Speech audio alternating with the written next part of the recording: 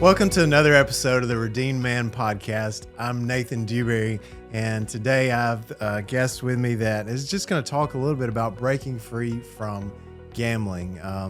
In this month, we're looking at three different areas that men often struggle with, but also women. But since we're speaking to a male audience, it's an area that I think is very prevalent and oftentimes even an area that's not really talked about, and that is gambling. So today we're going to talk a little bit about breaking free from gambling. And today I have with me Jay.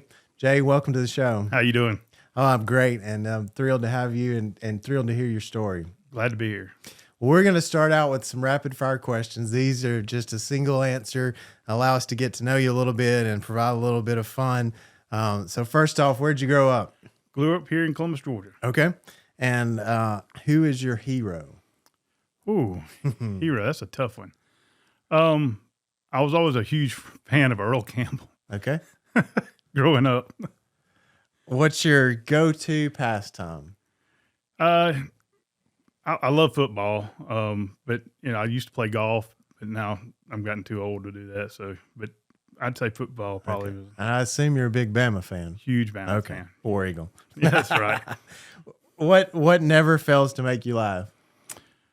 Oh, a good funny joke. I love jokes. I'm a practical joker. I just love. I don't know. You got a good joke for me? No, probably not. No. Not anything I can tell. All right. What object do you misplace or lose the most? My phone. Me too. A favorite Bible verse? I really, there's a lot of them that hit home. It's hard for me to just pinpoint one. Yeah, Bible verse. I understand. There's so many good ones out there. So many ones that impact our lives and make a difference. It's funny every time I go to church, there's something that speaks almost like they're talking to me. Yeah. And then so it's definitely it's amazing how God will find something to speak to your heart every time you go. Now, the scripture passage that says God's word's alive and active is definitely proof when you go to church, right? 100%. Right? 100%. It's speaking right to me. 100%. Well, Jay, I again thank you for being on the show, but I'd love to hear more of your story. How did you grow up, and how did you end up in a situation where gambling had taken a toll on your life? So I started gambling probably at a young age, and nobody is a compulsive gambler right from the get-go. Yeah. Just like it takes time to recover from any kind of addiction, it takes time to become addicted. Yes. So I started at a young age, as a elementary school kid. We played baseball in the backyard or golf or for Coca-Colas that we didn't buy, but we were playing for them, and it was innocent. It was normal. And then as we got older, we'd play poker in high school with friends, and those games were pretty innocent. But as time went on, those games got more and more serious. Yeah. The dollar amounts increased, and it took more to get the adrenaline, the same adrenaline that you get. And that's what happens. You start. I went to college, started gambling on my roommate started. He gambled on football. And the first weekend of football, I tell this all the time that I wish I'd have lost that first bet, but we won, and we won more than I made that whole month. And it was easy, and I was hooked. The adrenaline, I played sports in high school, but there was a void of competitive adrenaline that I was looking to feel. Mm-hmm. And so, and I started feeling it that way. I gambled, got in trouble, got in debt, stopped gambling, worked your way back out. 3 or 4 years, I'd stop. Some friends were gambling. I can do that. Started back. And I did this through my 20s and 30s on a regular basis. Mm-hmm. And then I got married. Got married when I was 29 and had quit gambling and didn't gamble for a long time, but I'd had some debt that I was still working my way out of. Never said anything because gamblers are really good liars. Mm-hmm. And so I worked my way out of it. 3 or 4 years, probably never gambled. And I say never gambled. I gambled on playing poker, cards, and stuff like that, but not on football, baseball, basketball, all that stuff. And and so I went 3 or 4 years, started gambling again, got in trouble, got deeper and deeper and deeper, and got to where I was, I couldn't stop. I didn't want to gamble, but I had to. And that's a pretty sick feeling, is when it physically makes you sick, but you have to do it because there's nothing else that will fill that void. And so that's basically got me to where in 2015, my wife sat down with me and she wanted to know where all this money's supposed to be that I'm supposed to have. Yeah. And I've spent it and borrowed 2 or 3 times, probably that much. And so she left, and I didn't know she was going to come back or not. Yeah. I really didn't. She was gone all day. And I can remember I sat there and I walked my dog and was telling him goodbye, basically, that I was going to have to move. And fortunately, she came back and she had looked up a meeting in Griffin, Georgia, for Gamblers Anonymous and Gamanon, and she went to that meeting. And then she came. Then the next night there was a meeting in Auburn, and so we both drove over to Auburn. That was March 31st, 2015, and that's my clean date. And I was fortunate enough that there was a guy that ran that meeting that I don't know how he knew it, but I'd only told half the story to my wife at this time. And he said, "I'll give you some advice real quick, like don't have access to cash. Tell the whole truth." And so on the way home, I spilled the rest of the what I had lied about. Yeah. And it was like somebody took the whole world off my shoulders. And so for 5 years, we drove over to Auburn every Tuesday night.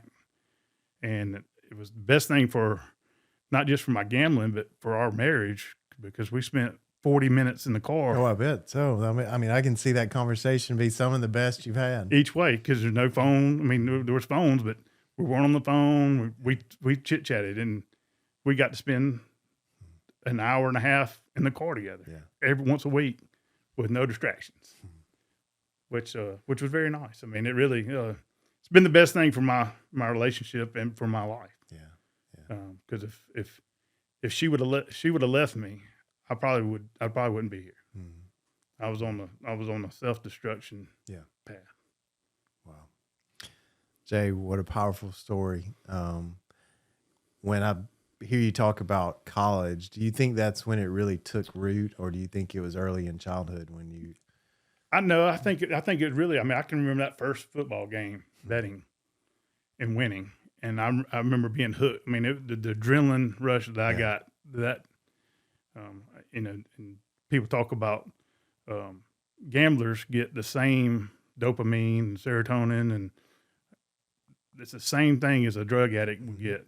And I mean, it was there, and I was, from that point forward, I was hooked. Even though I went periods without gambling, and people can do that. Yeah. But if you're a compulsive gambler, you're not in recovery, being active in your recovery, then you will slip. I mean, it's almost 100%. And so, do you think there was any times before your wife left that you realized how bad it was, or do you think it really took that point when you went, man, this is beyond what I can fix on my own? I had actually called Gamblers Anonymous hotline 3 different times from the time I was probably 22, 23 till I was 29, and was scared to death. And they'd call me back, and I was like, I dialed the wrong number. So yeah, I knew, I just didn't have the tools. Yeah. I mean, I didn't have, hadn't hit the rock bottom or didn't have the ultimatum put upon me and that's what I needed. Because I loved my wife and I loved her then. I needed that push. Mm-hmm. Mm-hmm. Wow. With your wife and what she did and how she's walked, what do you think has been the most helpful for her? Because I understand that as somebody who is married or walking alongside somebody who is addicted to something, it is something that they need help in how to handle as well. Because it's often an area where they've never experienced it, they don't understand it, and they're trying to figure out how to journey alongside somebody to how to be helpful. I really, and I tell her this, and this is pretty much the same. I mean, I appreciate what she did. I mean, it took a whole lot more from her to stay with me, and her going to the meeting. She went to the meetings with me. She goes to every meeting with me. And, I think her being involved with it, she understood that I'm not the only person that has this problem. And it is a sickness. Yeah. It's not something I chose to do or was just careless about. We tell ourselves that in the beginning because, I mean, you beat yourself up so bad. And so her going to the meetings, I think helped her see that he can do okay. Yeah. We can get past this. Yeah. And so I think that was the biggest thing. And be honest with you, I tell her this, and I'm not proud of this, but I can't say that I would have stayed with her if the roles had been reversed. Yeah. And that makes me appreciate her that much more because she didn't have to stay. Yeah. Yeah. I mean, that's something special, I mean, I tell her that all the time. She's my best friend, and I owe my life to her. Man, I love the picture of your marriage. Like, just even hearing you talk about her, you can tell the respect you have for her, the love that you have for her. And honestly, I think at the end of the day, it really shows how much respect she has for you and how much belief. I think one of the things that I think is most helpful for those who are in addiction oftentimes is to know that somebody else believes in them, that they can do it and that they're not hopeless. 100%. We talk about we host a meeting here in Columbus, and we talk about it all the time, that the people who come in and have that support staff, or whether it's a mom, a sister, a brother, or cousin, anybody, but has somebody that's sticking with them, they have such a better success rate than the people that come in there by themselves. Yeah. It's all about community. That's one of the things we talk about with the Redeemed is men oftentimes are the last to develop good community. We can sit around and talk about the football game, but we may not talk about what's going on behind the scenes that's in our heart or in our mind or emotions. And the end of the day, if there's secrets in our life, then we're not going to be healthy. We've got to have transparency with somebody. That doesn't mean everybody has to know everything, but somebody needs to know it all. Well, you're only as sick as your secrets. Yeah. Yeah. No, it's so true. In your life, you talked about your wife. Were there other friends of yours and relationships around you that were encouraging, that were helpful in the process of walking and continuing? Because I'm sure your life had to change in some different ways. And so I know you probably had to make some new friends and cut off some ties with some people. Huge amount I'm not near social as I used to be. But that's okay. Yeah.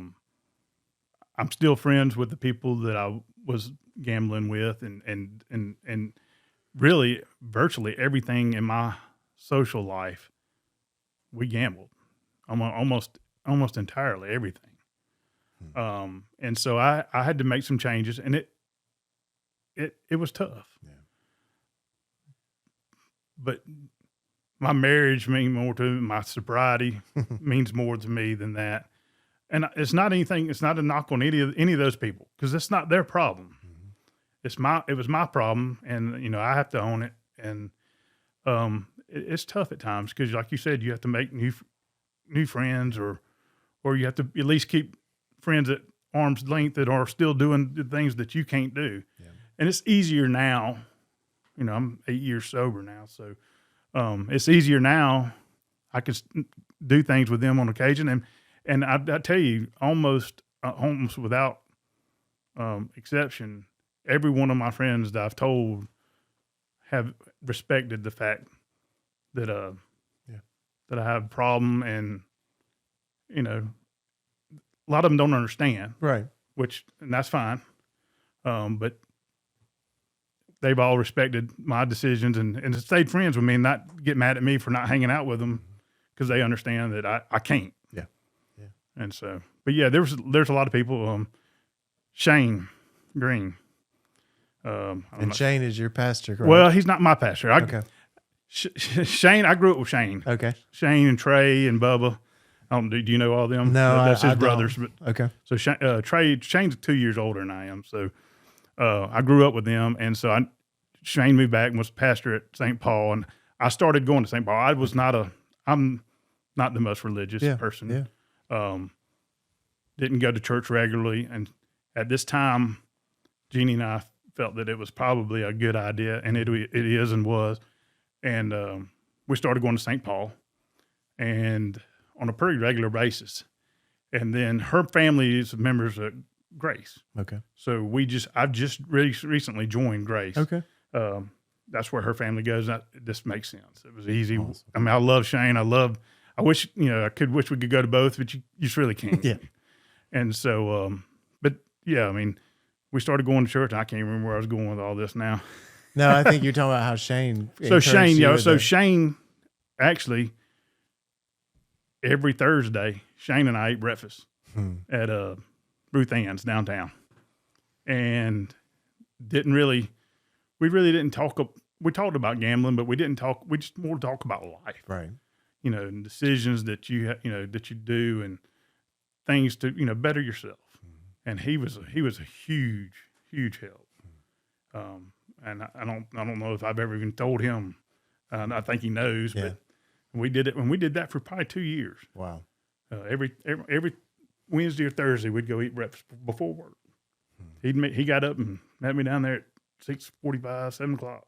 It's such a reminder of the impact in small ways that we can have on somebody else. Oh yeah. I mean, that consistency that Shane showed you was a huge testament of his support, his encouragement, and I'm sure a great friendship of that many meals spent together. Oh yeah. And there's nothing better. There's nothing to me, nothing more special than to enjoy a meal with somebody. That's right. Especially as us guys, I think we always enjoy some good food. So no doubt, I definitely do. When we think about that, the process and the different tools that you've had, can you tell us a little bit about gambling and the tools that you've had available and learning how to, walk in freedom and healing? You've shared about going to Auburn and Gamblers Anonymous, and what other resources would you point people to if they're like, hey, I'm not really sure where to turn. I don't know what tools to turn to. So I've only ever used Gamblers Anonymous. Well, I take that back. Your church is a huge help, and that's what they're there for. Yeah, yeah. When I reached out to Shane originally, he was like, "Heck yeah, man! This is what I do." He said, "Now, I can't promise, every second. I mean, I got a whole church that I'm taking care of, but yes, I can make a time if you want to do this." And I even opened it up. I said, "Man, if you got other people that are struggling with other things and they want to come eat breakfast with us, bring them on." I'm not, Yeah. At that time I was probably a little more guarded on what I said. I was, your pride is hurt. Yes. You feel like a failure, but you're not. It's just a part of life that you're going through at that time. Yeah. And so, but, I forgot where I was again. All good. That it's easy to do that when you start talking about it. We're talking about Gamblers Anonymous and just kind of the tool, how it works, because a lot of people don't know. So Gamblers Anonymous is it's a open meeting, so anybody can go. You don't have to be a gambler. Your wife, your family, anybody can go, and it's a 12-step program, like a lot of addiction programs are, and it's one that where it's all about acceptance and sharing, sharing the hope that you can get better. And that I was very fortunate that the guy that runs the Auburn program, Jim, his story is really powerful, and I was very fortunate because he has some counseling background. Okay. That he was very straightforward. I didn't like Jim when I first started going to Gamblers Anonymous. There were things you weren't ready to hear, right? There was a lot of things I didn't want to hear. I didn't want to be there. And then you talking about spending 3 hours of your Monday or Tuesday night driving over there and driving back. And so, but he was helpful. I mean, he told you how it is, why you felt this way. Yeah. And even if you didn't want to hear it, it was something that once I started listening to it, it makes sense. Yeah. And there's a lot of things, and working through the 12 steps, giving up the fight, being accountable, for not just the gambling wrongs that I do, but the everyday wrongs that you do. And then making amends. And then now with the meeting that we have on I'm gonna make a plug here on Go ahead. Monday nights at 7:00 at St. Paul United Methodist Church. Anybody that thinks they might have a problem, come hang out with us. Yeah. It's only one night, for about an hour, but working that through the 12 steps and giving back. And giving back actually is the most rewarding part of this whole deal. As much as I'm appreciative about being in recovery and not gambling and not having to lie and do all the other things, when you see people come in and they need help and they're looking for somebody to share with and being able to share with them, it's really been just a rewarding thing. Now there are other places. I think there's a place called New Horizons here in Columbus that we're working right now. I'm gonna start trying to do a meeting on the first Tuesday of every month. Okay. There at their place. And there's I think people may have trepidation maybe going to church. Yeah. And so we're going to have that option. Good. And maybe once a month they come there, and then maybe they can ease back over to the every week meeting. Because the only way you get in recovery, only way recovery works is to be persistent. Yes. So true.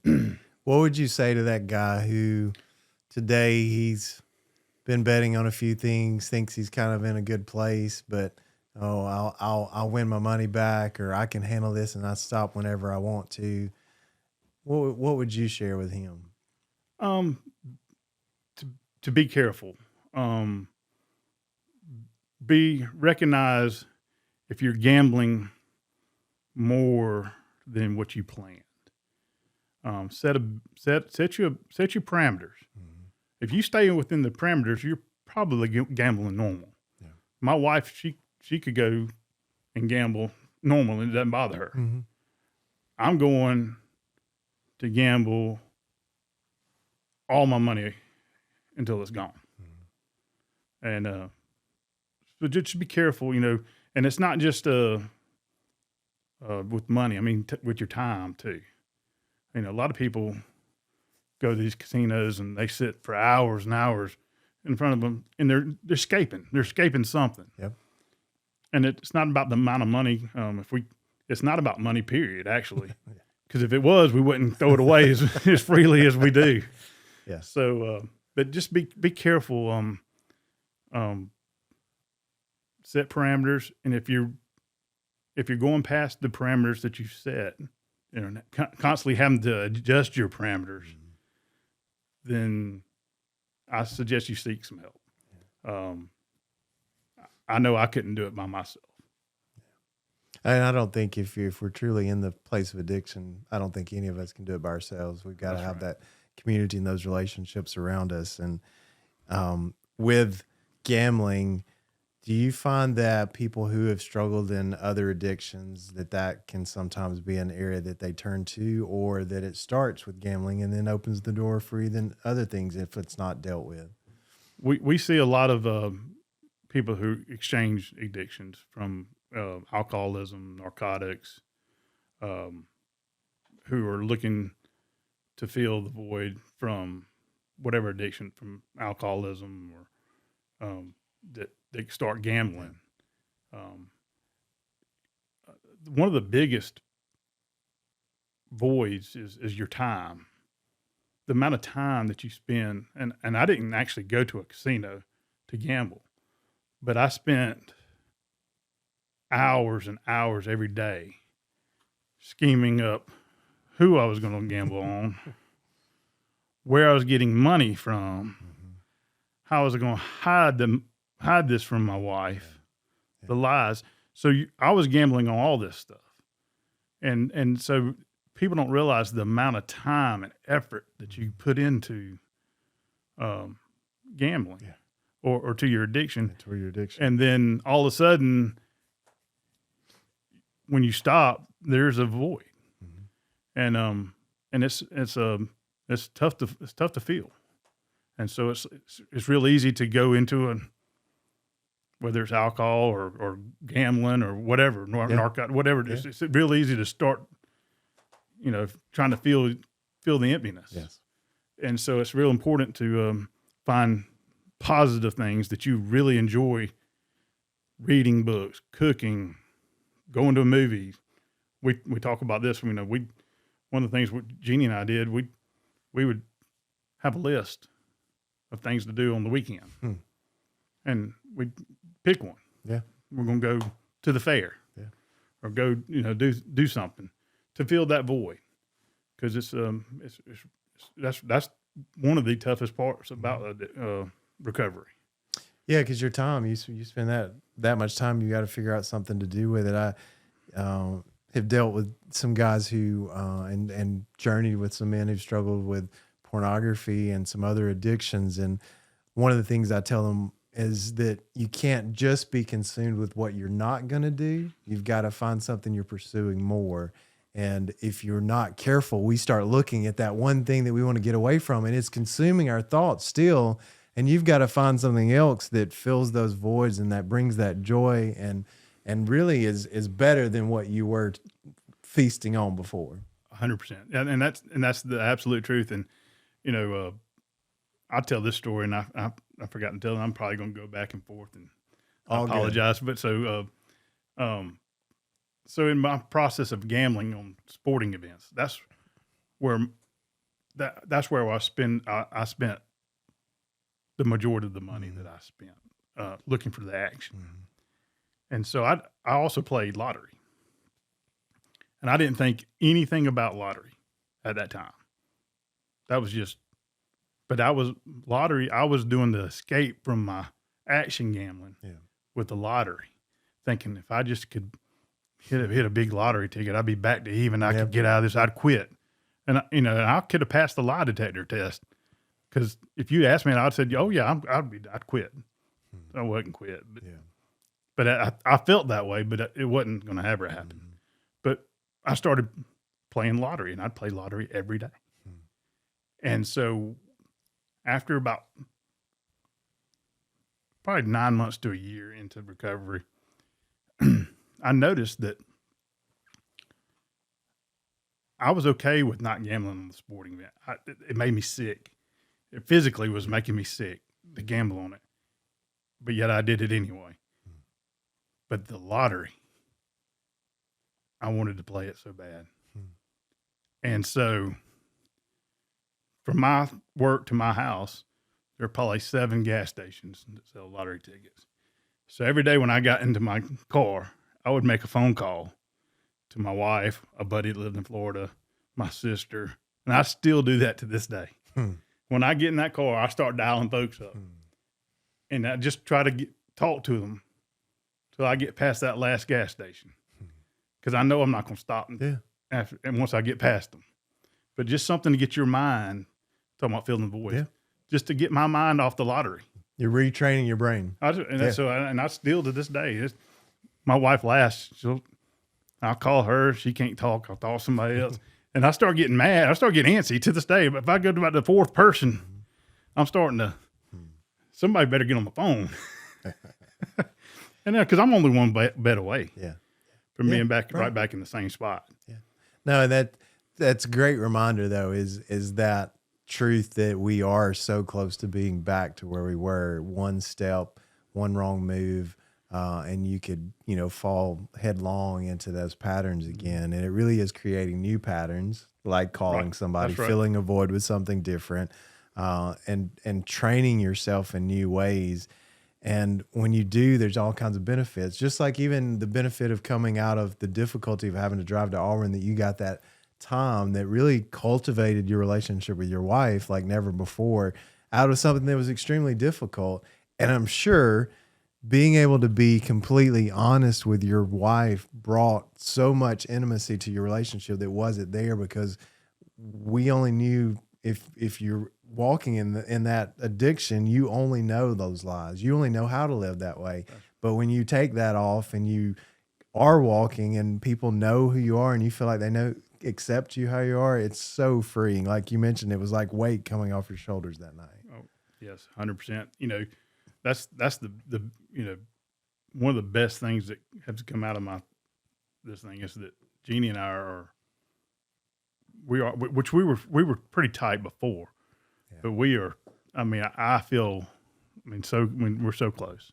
That's an amazing picture of how God brings beauty out of ashes.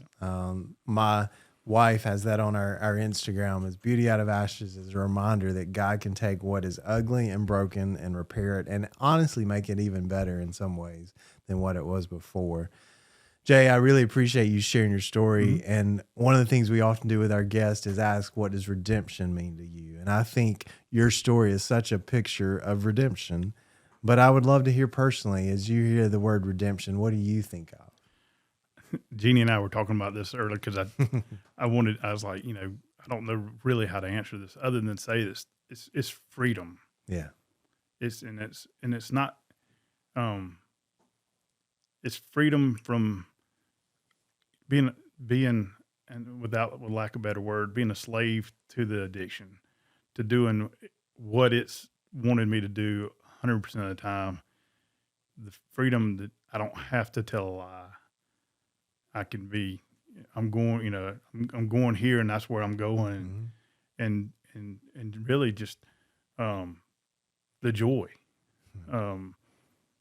that my life has. I'm able to do things that I always wanted to do, and felt like I had to gamble or do other things to have the joy that I'm having now, and that's not the case.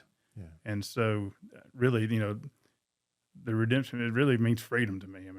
The weight off my shoulders, it's such a good feeling. I really don't think I'd have been here if I hadn't found it. Man, Jay, thank you. Thank you for sharing that. Thank you for what you're doing to give back, how you're using your story to help other people, how you're investing in other people. We appreciate that. We pray blessings on you and your ministry and what you do, and just loving people and helping identify with them. I think oftentimes when you're in that addiction, you can feel alone and isolated, and you're helping them find community and find help. We really appreciate it. Thanks for being on the show today. I appreciate you. Thank you. If you enjoyed today's show, we would love it if you would rate or review us on Apple, iTunes, or wherever you consume podcasts. It really does help us get our information and episodes into other people's hands so that we can help other men with the resources we provide. Again, thank you, and hope to see you again soon.